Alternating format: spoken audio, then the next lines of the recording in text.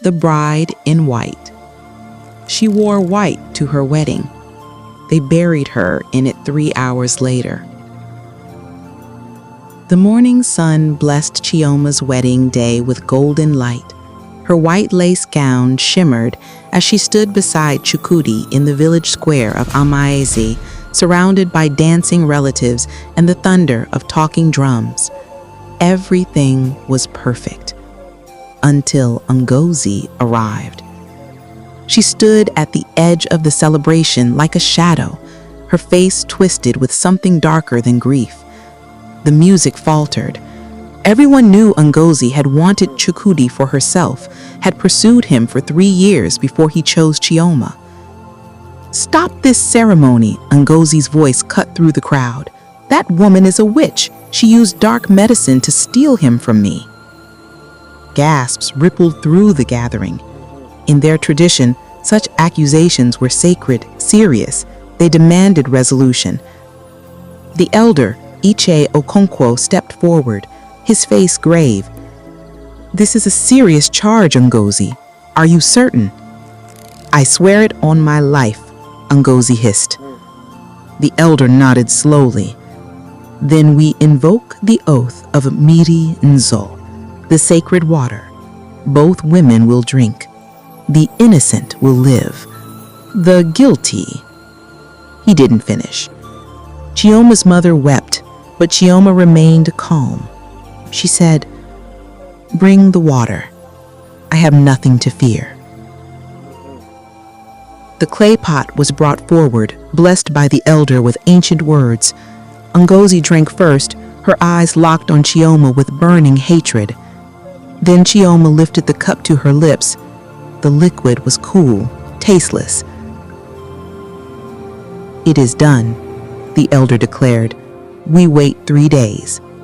But they didn't have to wait that long. Within an hour, Chioma felt the pain begin, a fire spreading through her stomach.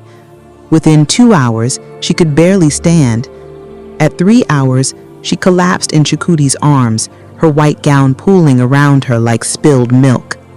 "Chioma!" Chukwudi's scream shattered the celebration. "No, no, please!" But she was gone. Her eyes were still open, still surprised. The village stood in shocked silence.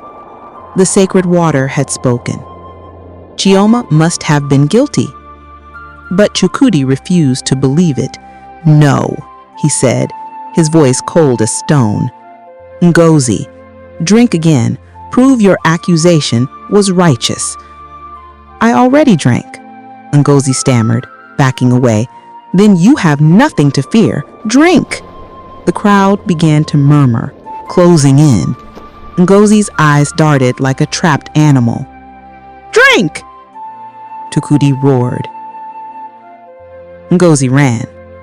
The village warriors pursued her to the forest's edge. Before they could reach her, she turned, and her confession exploded from her lips like poison finally purged.